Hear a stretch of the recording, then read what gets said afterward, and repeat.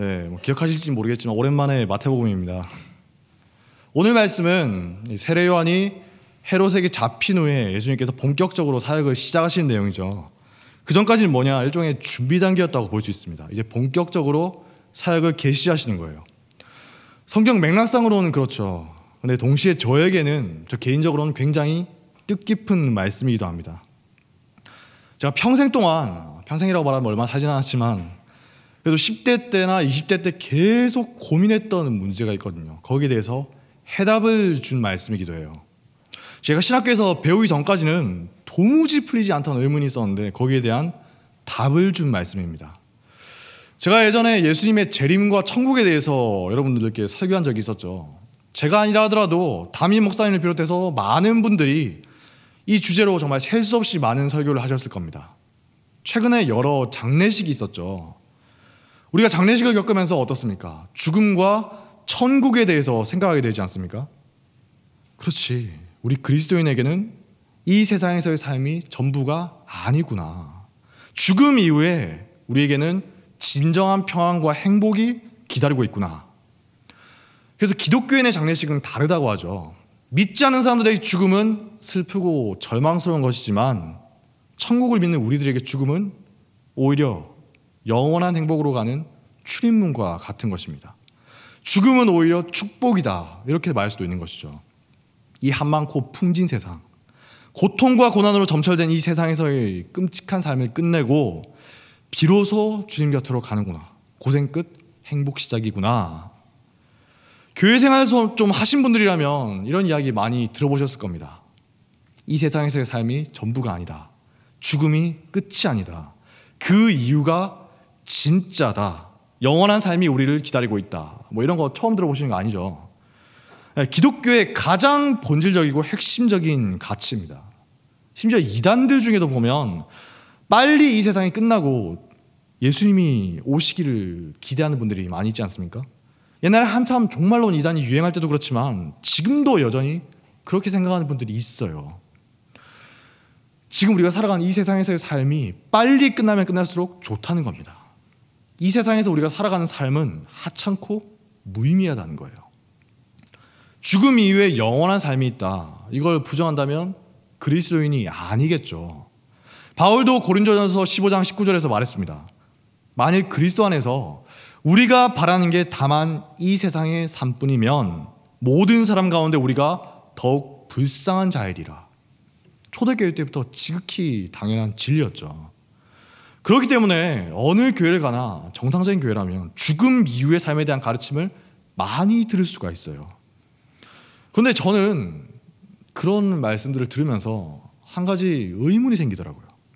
누군가 저에게 질문을 해서 또 고민해 본 것이기도 합니다. 죽음 이후의 삶이 그렇게 중요한 것이라면 현재 우리가 살아가는 이 땅에서의 삶은 대체 우리가 어떻게 바라봐야 하는 것입니까? 어떻습니까? 이 세상에서의 삶은 여러분들에게 어떤 의미를 가지고 있습니까? 그때 그 질문을 받았을 때 제가 학부 신학생이었어요. 대학생이었죠. 근데 제가 제대로 대답을 못 하겠더라고요. 물론 그 이전에도 제가 이 문제로 고민한 적이 있습니다. 근데 그래도 신학생이라고 해서 별로 배운 건 없지만 그분이 저한테 질문을 했는데 제가 제대로 대답을 못 해드린 거예요. 제가 어떻게 대답했냐, 기껏해야 뭐 하나님이 선물로 주신 삶이니까 우리가 소중히 해야겠죠, 이렇게 대답했을 뿐이에요. 근데 대답을 하면서도 저 스스로가 납득이 잘 안 되더라고요. 죽음 이후의 삶이, 영생이 그렇게 좋은 것이고 그게 진짜고 이 세상은 온갖 고통과 고난으로 점철되어 있을 뿐이라면 결국 이 세상에서 살아가는 건 저주받은 삶이지 않는가. 이 땅의 삶은 하찮고 무의미한 게 아닌가, 빨리 끝나는 게 최선이지 않은가. 어떻게 생각하세요? 우리 주변을 둘러보고 인간 역사를 봐도 끔찍한 일들이 도처에서 벌어지지 않습니까? 내 인생을 봐도 한숨이 나오죠. 뉴스를 보면 입에 담기도 힘든 무시무시한 일들이 벌어지고 있습니다. 우리가 창세기를 통해서 이미 배웠듯이 아담의 타락 이후에 죄가 세상에 들어왔고 온 세상이 죄로 왜곡됐다고 했죠. 그래서 로마서 8장 21절에서 22절을 보면 이렇게 말하고 있습니다. 그 바라는 것은 피조물도, 이 세상이죠. 피조물도 썩어짐의 종로를 탄 데서 해방되어 하나님의 자녀들의 영광의 자유에 이르는 것이니라. 피조물이 다 이제까지 함께 탄식하며 함께 고통을 겪고 있는 것을 우리가 아느니라. 우리들만 힘든 게 아니에요. 온 세상이 죄의 영향으로 인해서 뒤틀리고 왜곡되어서 신음하고 있다는 겁니다. 하나님이 세상을 창조하셨을 때 분명히 뭐라고 하셨죠? 보기에 좋다라고 하셨어요. 하나님 기준에서도 좋았다는 겁니다. 근데 이제 죄로 뒤틀리게 되니까 수많은 죄악과 고통이 온 세상을 뒤덮게 된 겁니다. 그래서 예수님이 재림하실 때 마침내 온 세상이 회복될 것을 이 세상의 피조물들도 우리와 함께 고대하고 있다. 그런 의미인 거죠. 우리가 어릴 때 찬양으로 불렀고 이사야서에 나오는 말씀입니다. 이리가 어린 양과 함께 살며 표범이 어린 염소와 함께 누우며 젖먹는 아이가 독사의 구멍에서 장난하며 뭐 이런 일들이 벌어질 것을 우리가 고대한다는 거예요. 여기까지 보면 어때요? 정말 죽음 이후의 영원한 삶이나 혹은 예수님이 재림하실 그때 변화될 세상을 고대하게 되지 않습니까? 그러면서 자연스럽게 어떻게 되냐? 지금 이 세상, 현실에 대해서 혐오감을 가질 수가 있어요. 영원한 삶 혹은 재림 이후에 회복될 세상을 내가 묵상하며 묵상할수록 지금 우리가 살아가고 있는 이 세상이 끔찍하고 추악하게만 느껴지는 겁니다. 이 망할 놈의 세상 불이나 질러버릴까. 그래서 빨리 죽어서 하나님께 가고 싶어져요. 아니면 빨리 예수님이 오셔서 이 악하고 더럽기만 한 세상을 깨끗하게 변화시켜 주시기만 바라게 되는 겁니다. 이렇게 죽음 이후에 영원한 삶을 소망하고 있는 것이나 혹은 예수님이 재림하시는 그날을 간절하게 바라는 게 잘못된 거예요? 아니죠. 지극히 건전하고 바람직한 믿음이에요. 지나간 역사를 보면 교회가 극심한 핍박을 받을 때도 이 믿음을 가지고 있었기 때문에 신앙을 지킬 수가 있었던 거죠. 일제시대에도 보면 제가 예전에 재밌는 글을 읽었는데 일본 경찰들이 제일 골치 아프게 여겼던 사람이 누구냐? 영생과 재림을 진짜로 믿는 기독교인이었다고 합니다. 한 노련한 경찰이 이런 말을 했다고 합니다. 많은 사람들이 사회주의자나 독립운동가들이 위험하다 하지만 나는 알고 있다. 바로 너희들 기독교인이야말로 일본 제국의 가장 큰 적이다. 독립운동인이 사회운동인이 하면서 막 날뛰는 것들은 붙잡아다가 고문하고 좀 어때 하면서 회유하면은 100이면 100 다 넘어오게 되어 있다. 하나도 예외가 없더라. 직접 해봤다는 거죠. 근데 너희 기독교인들은 수백 년 후가 될지 아니 대체 언제 올지도 모르는 그놈의 재림 타령을 하면서 천황파에 대한 숭배를 거절하고 신사참배를 거부하더라. 심지어 너희들은 죽어가면서도 오히려 영생이 기다리고 있다고 기뻐하고 있으니 네 놈들이야말로 가장 지독하고 악질적인 놈들이 아니냐. 교회의 적으로부터들은 최고의 찬사지 않습니까? 그만큼 이 영생과 재림에 대한 믿음이 교회의 가장 강력한 버팀목이 되어왔던 거예요. 여기까지는 좋아요. 하지만 우리가 아까 살펴봤던 것처럼 이런 믿음만 극단적으로 추구하다 보면 어떤 결과로 이어지죠? 지금 우리가 살아가는 이 세상이 끔찍하고 부정적으로만 여겨지게 되는 겁니다. 자연스러운 귀결이죠. 죽음 이후에 맞이하게 될 영생이나 예수님의 재림 이후에 변화될 세상에 비하면 어때요?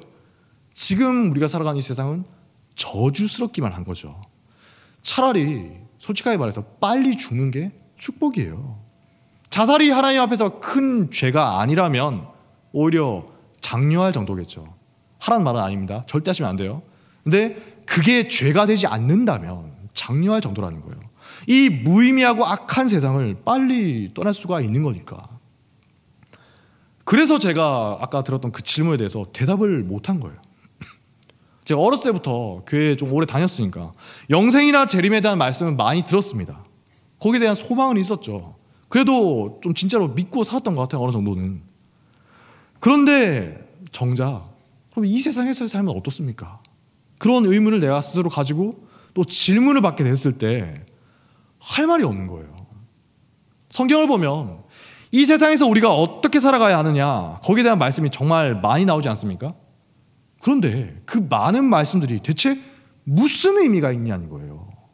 어차피 이 세상에서의 삶이 저주받은 인생일 뿐이라면 빨리 죽어서 천국에 가거나 예수님이 재림하시기만 바라는 게 더 현명한 자세겠죠. 그냥 우리 믿는 사람들끼리만 모여서 빨리 죽기만 기다리면서 살면 되는 거예요. 이 세상에서 열심히 사는 건 어떻습니까? 어리석기 짝이 없는 모습인 거죠. 대체 왜 그렇게 열심히 살아? 어차피 죽으면 다 끝인데 저주받은 이 세상에서 아등바등 무의미하고 하찮은 삶을 사는 게 무슨 의미가 있는 것이냐? 저만 고민한 건가요? 네. 여러분 어떻습니까? 이 세상에서의 삶이, 여러분 지금 다 살고 계시잖아요. 이 삶이 대체 우리 기독교인에게 무슨 의미가 있냐는 겁니까? 물론 믿지 않는 사람들은 어때요? 이 세상에서의 삶이 전부니까 악착같이 살아야죠. 잘 먹고 잘 살고 자아 실현하는 게 인생의 최대 목적이 되는 게 당연한 겁니다. 그게 전부니까. 하지만 기독교인이 그저 그런 이유만으로 열심히 살아간다면 정말 이상한 거겠죠. 이 세상에서의 삶이 전부가 아니라면서요. 여기서는 잠깐 있다가 영원한 삶이 있다면서요. 그렇다면 우리가 지금 살아가는 건 그저 죽음 이후에 영생으로 가는 중간 과정일 뿐입니까? 예수님이 재림하시기 전까지 겨우겨우 죽지 못해서 살아가는 한스러운 인생일 뿐일까요? 이런 게 전혀 궁금하지 않으신 분들은 어떻게 보면 축복받으신 겁니다. 그냥 행복하게 살다가 주님께 가면 돼요. 근데 저는 도무지 이해하기가 어렵더라고요. 대체 예수님과 성경 저자들은 영생, 예수님의 재림, 이건 알겠어요. 근데 왜 이 세상에서의 삶에 대해서 그렇게도 많은 지침들을 준 것일까? 궁금하지 않아요? 오늘 우리가 함께 읽은 말씀은 이런 의문에 대한 대답이 될 수가 있는 겁니다. 오늘 말씀의 17절을 보면 예수님께서 비로소 본격적으로 전파하신 말씀이 나옵니다. 뭐라고 하셨죠? 이르시되 회개하라, 천국이 가까이 왔느니라. 어때요? 천국이 가까이 왔다. 좋은 말이죠. 세례요한도 똑같이 선포했어요. 회개하라, 천국이 가까이 왔느니라. 그런데 흥미롭게도 여기서 천국이 가까이 왔다, 이 말은 시제상 완료형입니다. 과거형, 현재형, 미래형, 시제 아시죠? 근데 여기 쓰인 말이 이미 이루어졌다는 의미의 완료형이에요. 그러니까 이 말씀은 천국이 이제 곧 임할 것이다 이런 말이 아니라 이미 천국이 임했다라는 의미인 겁니다. 물론 반드시 이루어질 확정적인 미래에 대해서 이런 완료 표현을 사용했다 이렇게 생각할 수도 있겠지만 뭔가 굉장히 의미심장한 거죠. 뒤에 나오는 마태복음 12장 28절을 보면 비슷한 표현이 나와요. 오히려 더 노골적으로 표현됩니다. 예수님이 귀신을 쫓아내는 이적을 행하니까 바리새인들이 예수님을 모함합니다. 뭐라고 하냐? 예수가 귀신의 왕을 힘입어서 저는 이적을 행하는 것이다. 여기에 대해서 예수님이 자기 스스로를 변호하시면서 이렇게 말씀하십니다. 그러나 내가 하나님의 성령을 힘입어서 귀신을 쫓아내는 것이면 하나님의 나라가 이미 너희에게 임하였느니라. 하나님의 나라, 즉 천국이 이미 너희들에게 임했다는 거예요. 그래서 사도 바울도 골로새서 1장 13절에서 이렇게 말합니다. 그가 우리를 흑암의 권세에서 건져내사 그의 사랑의 아들의 나라로 옮기셨으니, 이후에 옮길 것이다 라는 게 아니라 이미 하나님의 나라로 옮겼다는 겁니다. 뭔가 이상하지 않아요? 하나님의 나라, 즉 천국은 우리가 죽어서야 비로소 가는 것이고, 혹은 예수님의 재림 때야, 언제가 올지 모르겠지만 예수님의 재림 때야 이 세상에 임하는 것인 줄 알았는데 성경을 보니까 뭐라죠? 하나님의 나라가 이미 우리에게 임했다고 하는 거예요. 예수님이 나중에 회당에서 유대인들에게 강론하실 때도 비슷한 말씀하십니다. 누가복음 4장 17절부터 보면 예수님이 이사야서의 말씀을 인용하시거든요. 근데 이때 인용된 말씀이 명백하게 하나님이 정하신 그날에 임할 하나님의 나라, 즉 천국에 대한 말씀이거든요. 근데 이 말씀을 인용하신 후에 예수님이 뭐라고 하시죠? 이에 예수께서 그들에게 말씀하시되 이 글이 오늘 너희 귀에 응하였느니라. 여기서 역시 현재 완료 시대가 사용되고 있어요. 놀랍지 않습니까? 저건 놀랍나요? 이 말씀이 담고 있는 이런 숨겨진 뜻을 배우고 나서야 저는 오랫동안 고민했던 그 문제가 해결되는 걸 느꼈습니다. 이전까지는 어때요? 이 세상을 살아가는 게 그냥 죽지 못해서 사는 것이고 하나님이 선물로 주신 거니까 뭐 어쩔 수 없이 소중하게 여기면서 살아가야 되는 것이고 그냥 빨리 죽어서 주님 곁에 가는 게 최고 아닌가 이렇게만 생각했는데 알고 보니까 어떻다고요? 지금 내가 살아가는 이 세상이 이 현실이 이미 하나님의 나라 즉 천국이라는 겁니다. 동의가 잘 안 되시죠? 하지만 우리가 동의하든 동의하지 않든 상관없이 하나님이 보시기에는 예수님이 오신 그때 이미 이 세상은 하나님의 나라가 임했다는 거예요. 예수님이 말씀하셨잖아요. 내가 하나님의 성령을 힘입어서 귀신을 쫓아내는 것이면 하나님의 나라가 이미 너희에게 임하였느니라. 지금 우리가 살아가는 이 현실이 천국, 즉 하나님의 나라라는 거죠. 그러면 우리가 죽어서 가는 거기는 뭡니까? 천국이라 했잖아요. 헷갈릴 수 있어요. 우리가 천국 간다고 하죠. 이걸 이제 두 가지를 엄밀하게 구분하는 분들은 지금 이 세상에 임한 것은 예수님 말씀처럼 하나님의 나라다, 천국이다 라고 하고 죽어서 주님 곁에 가는 곳은 성도들의 모임, 당이라고 해서 천당이라고 구별해서 부르기도 합니다. 옛날에는 그렇게 부르는 분들이 있었죠. 하지만 그냥 같이 천국이라고 써도 큰 문제는 없어요. 다만 중요한 것은 지금 내가 살아가는 이 세상도 하나님이 보시기에는 하나님의 통치가 이루어져야 하는 하나님의 나라인 것이다. 이 사실을 분명하게 인식하고 있느냐 하는 거예요. 물론 우리가 이 세상을 바라볼 때는 굉장히 혼란스럽죠. 이게 대체 무슨 천국입니까? 이게 무슨 하나님의 나라입니까? 동의하기 힘들어요. 하지만 우리가 하나님 앞에 구원받을 수 있는 의인이다 라는 말만큼이나 어이가 없고 말이 되지 않으면서도 하나님의 말씀이기 때문에 우리가 동의할 수밖에 없는 겁니다. 하나님의 나라가 이미 너희에게 임하였느니라. 현실을 보면 전혀 동의할 수가 없어요. 하지만 하나님이 그렇다고 하시니까 우리는 믿음으로 일단 수긍하고 보는 겁니다. 물론 예수님이 재림하실 때 회복될 세상은 지금과 상당히 다른 모습일 거예요. 지금 우리에게 임한 하나님의 나라가 재림의 때는 어떻게 되죠? 극치에 이른 상태가 된 겁니다. 이게 어떤 것이냐? 이사야 선지자가 말합니다. 그때 내 거룩한 산 모든 곳에서 해됨도 없고 상함도 없을 것이니 이는 물이 바다를 덮은 같이 여호와를 아는 지식이 세상에 충만할 것임이니라. 예레미야도 말하죠. 그들이 다시는 각기 이웃과 형제를 가르쳐 이르기를 너는 여호와를 알라 하지 아니하리니 이는 작은 자로부터 큰 자까지 다 나를 알기 때문이라. 그때는 전도할 필요도 없어요. 왜냐? 마침내 예수님이 재림하실 그날이 오면 지금 하나님의 통치를 부정하고 믿지 않는 사람들조차도 하나님을 인정할 수밖에 없게 된다는 거죠. 그날이 오면 지금 우리에게 임한 하나님의 나라가 극치에 이른 상태가 되어서 모든 게 하나님의 뜻대로 완벽하게 이루어질 것이라는 말씀이에요. 하지만 중요한 것은 뭐냐? 그날이 오기 전이라 하더라도 여전히 우리는 이 땅에 임한 하나님의 나라를 살아가는 하나님의 백성이라는 사실이죠. 사탄의 나라를 살아가고 있는 게 결코 아니라는 겁니다. 우리가 살아가는 게 사탄의 나라가 아니에요. 사탄은 어떻습니까? 하나님의 권세를 자기 것처럼 여기죠. 하나님을 믿지 않는 많은 사람들은 어때요? 하나님을 거부하면서 살아가지만 지금도 진짜 주인은 누구라고요? 하나님이시다. 하나님이 보시기에 이 세상은 하나님의 나라인 겁니다.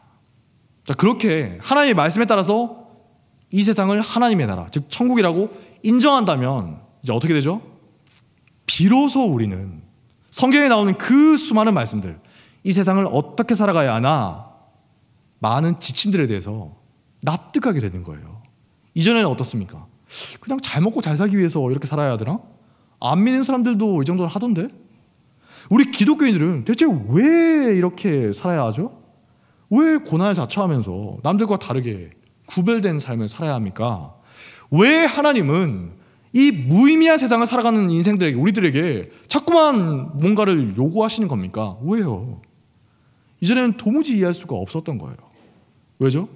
이 세상은 악하기만 하고 사탄의 나라고 이 세상에서의 삶은 죽음으로 가는 무의미한 과정이었을 뿐이니까요. 빨리 끝나기만 기다리는 고통스러운 과정이었을 뿐입니다. 하지만 이제는 어떻죠? 끊임없이 우리를 향해서 영생을 믿고 재림을 믿는 우리 그리스도인들을 향해서 지금 이 땅에서 어떻게 살아가야 하느냐, 그걸 요구하시는 하나님의 마음이 이해가 되는 거예요. 세상 사람들이 인정하지 않고 여전히 이 세상이 죄악으로 가득하고 심지어 내가 납득할 수 없다 하더라도 상관없어요. 하나님이 보실 때 이 세상은 이미 하나님의 나라가 임한 상태인 겁니다. 그러니까 자연스럽게 당연하게 하나님의 백성인 우리들은 어떻게 해야 되죠? 주인의 뜻대로 이 세상을 변화시키기 위해서 끊임없이 애써야 한다는 것이죠. 우리들은 마치 정당한 주인이고 정당한 왕의 통치를 인정하지 않는 악한 사람들이 많은 나라에서 우리가 함께 살고 있는 것과 같은 거예요. 악하고 무지한 자들이 아무리 주인을 거부하고 왕의 통치를 부정한다 하더라도 이 나라가 그분의 것이라는 사실은 변함이 없는 거죠. 그렇기 때문에 주인은 끊임없이 당신 나라가 당신의 뜻대로 이루어지도록 요구할 권리가 있는 겁니다. 이미 하나님의 나라가 임한 것인데 그걸 인정하지 않고 고집스럽게 버티는 사람들이 많이 있는 거예요. 만약에 이 세상이 하나님의 나라가 아니라 사탄의 나라일 뿐이라면, 그저 악하고 망해버려야 할 것에 불과하다면 하나님이 굳이 우리들에게 그런 걸 요구하실 필요가 없었겠죠. 우리는 그냥 이 저주받은 삶을 대충 살다가 빨리 죽어서 주님 곁에 가면 그만이에요. 하지만 하나님은 우리들을 통해서 이미 임한 하나님의 나라에서 하나님의 백성답게 사는 게 어떤 것인가, 그걸 보이기를 원하시는 겁니다. 그냥 하찮고 무의미한 이 세상에서 무기력하게 세상 대세에 휩쓸리면서 그렇게 살아가는 게 아니라 적극적으로 세상 속에서 하나님의 나라 백성답게 살도록 요구하시는 거죠. 흔히 교회의 정치성이라고 불리는 출애굽기 19장 6절을 보면 이렇게 말합니다. 너희는 모든 민족 중에서 내 소유가 되겠고 너희가 내게 대하여 제사장들의 나라가 되며 거룩한 백성이 되리라. 무슨 말이죠? 세상 속에서 다른 나라들에게 하나님의 제사장 나라로 살아가야 한다는 거예요. 하나님의 뜻이 무엇인가, 그걸 보이는 사람으로 말이죠. 이 가르침을 온전히 받아들일 때 우리는 비로소 균형 잡힌 건전한 기독교인이 될 수가 있는 겁니다. 교회 역사를 보면 정말 많은 경우에 신자들이 극과 극으로 치우쳐요. 어떤 때는 어떻습니까? 지극히 세속적이 되어서 이 땅의 삶만 생각하면서 그렇게 살아가는 잘못을 범하죠. 그러다 또 어떤 때는 어떻습니까? 죽음 이후의 삶이나 혹은 재림의 날만 고대하면서 사는 잘못을 범하는 거예요. 우리나라도 어떻습니까? 옛날에 일제시대나 굉장히 힘든 시대를 보면 사는 게 너무 팍팍하니까 종말의 날만 기다리는 사람들이 많이 있었죠. 하지만 지금은 어떻습니까? 그냥 이 땅에서의 삶이 전부인 것처럼 생각하면서 사는 사람들이 많아요. 오늘 가르침에 따르면 어떻습니까? 둘 다 잘못된 겁니다. 성경은 언제나 두 가지 모두를 강조하고 있어요. 죽음 이후의 영원한 삶, 그리고 예수님이 재림하실 때 이 말, 극치에 이른 하나님의 나라. 당연히 중요한 거죠. 하나님께서 정말 강조하신 겁니다. 하지만 그 전까지, 그날이 오기 전까지, 우리가 죽기 전까지 우리가 살아가는 이 세상의 삶이 그보다 덜 중요하다거나 무의미한 것입니까? 대충 살아도 괜찮아요? 전혀 아니죠. 이미만 하나님의 나라를 살아가는 하나님의 백성으로서 하나님의 통치가 이루어지길 바라고, 또 우리가 늘 기도하는 거 있죠. 예배 마지막에 주기도문송처럼 하나님의 뜻이 하늘에서 이루어진 것 같이 땅에서도 이루어지이다. 주기도문 말씀처럼 이 세상이 변화하길 바라고 끊임없이 노력하는 것이야말로 하나님이 우리에게 기대하시는 모습이라는 거예요. 하나님의 뜻은 도외시한 채 그냥 세속적인 삶에만 열중한다거나 혹은 죽음 이후의 삶, 재림의 날만 고대하면서 지금 살아가는 이 세상을 소홀히 여기는 자세 모두가 하나님 보실 때는 잘못된 태도라는 거죠. 기독교 신앙은 결코 현세 도피적이지 않습니다. 오히려 철저하게 세상 속에서 구별된 교회를 끊임없이 강조하고 있는 거예요. 우리가 지금 오늘 읽은 마태복음 말씀 이후에 나오는 산상수훈 말씀이 나오죠. 그것도 이걸 잘 드러내주고 있는 거예요. 대표적으로 5장 16절을 보면 뭐라고 하고 있죠? 이같이 너희의 빛이 사람 앞에 비치게 하여서 그들로 너희 착한 행실을 보고 하늘에 계신 너희 아버지께 영광을 돌리게 하라. 우리의 삶을 통해서 하나님의 나라가 어떤 것인가 그걸 보이고 그걸 인정하지 않던 사람들도 하나님께 영광을 돌리게 하라는 거예요. 오늘 말씀과 일맥상통하는 거죠. 다른 말씀들도 어때요? 이 세상을 살아가는 사람들과는 전혀 다른 기준으로 살아갈 것을 요구하는 말씀들이 계속 나오죠.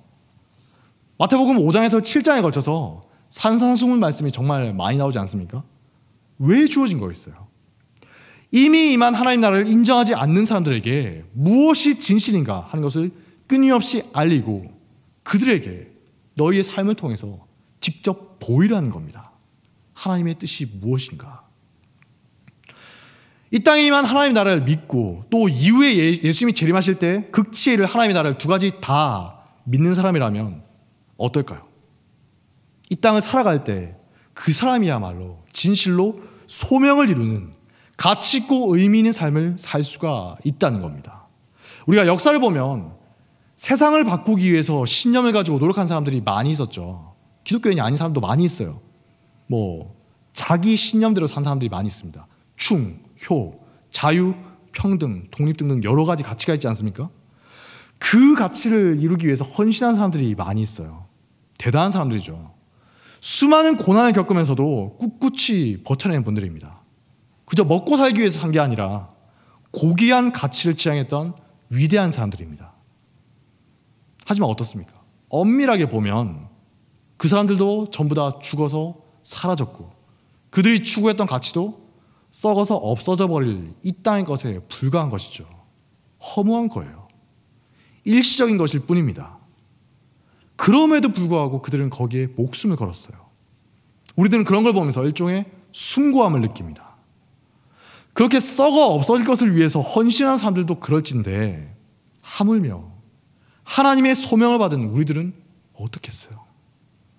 이 세상이 무의미하고 빨리 사라져버려야 할 것이 아니라 하나님의 나라임을 믿는 그리스도인이기에 우리는 모두가 외면하는 곳이나 희망이 없다고 하는 곳에서도 여전히 소망을 말할 수가 있고 포기하지 않을 수가 있는 거예요. 네가 뭘 할 수 있겠냐?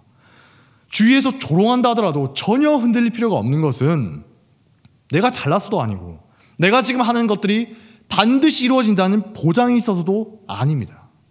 그냥 나는 하나님의 백성으로서 하나님의 나라다운 세상을 만들기 위해서 힘쓸 뿐인 거죠.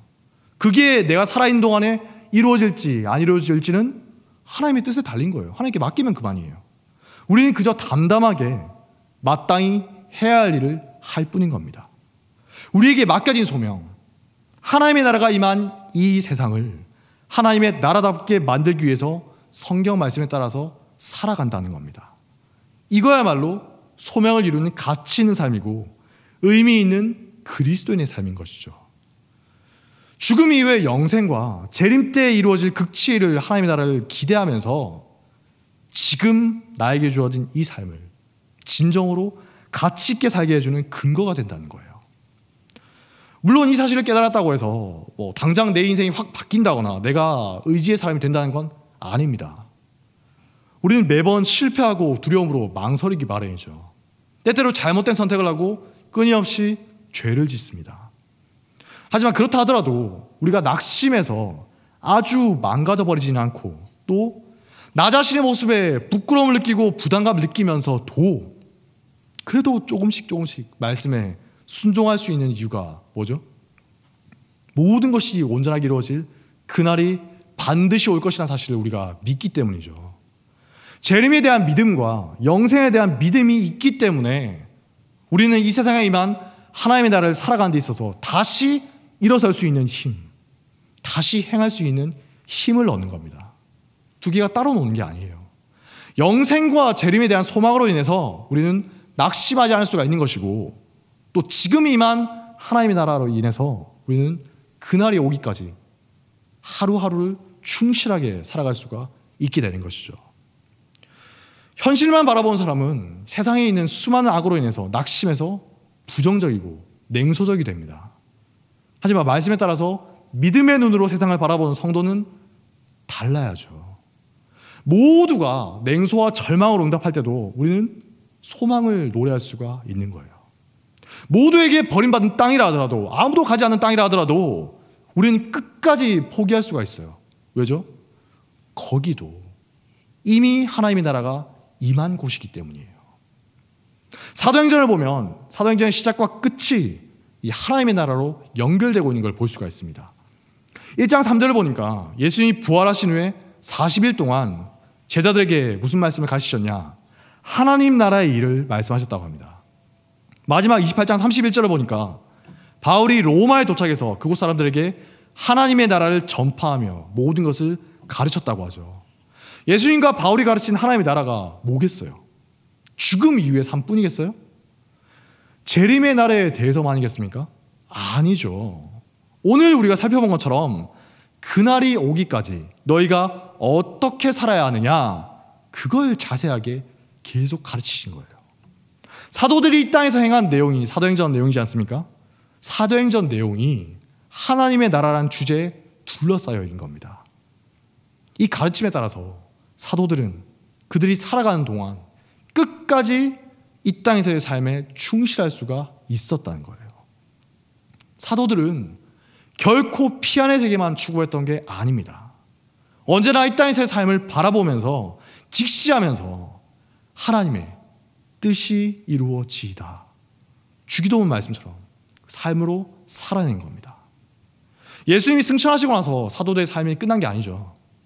주님께 가는 그날까지 수십 년 이상 지속된 이 땅에서의 삶에서 사도들이 과연 어떻게 살았는가?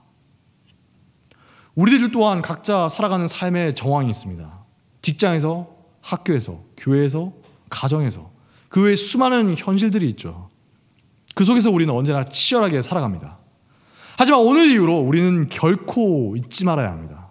이전까지는 그냥 죽지 못해서 살았다거나 이 땅에서의 고달픈 삶을 견뎌내기만 하면서 살았다면 이제는 완전히 다른 사고방식으로 살아야 한다는 겁니다. 우리 앞에 펼쳐진 이 세상이 뭐라고요? 이미 임한 하나님의 나라다.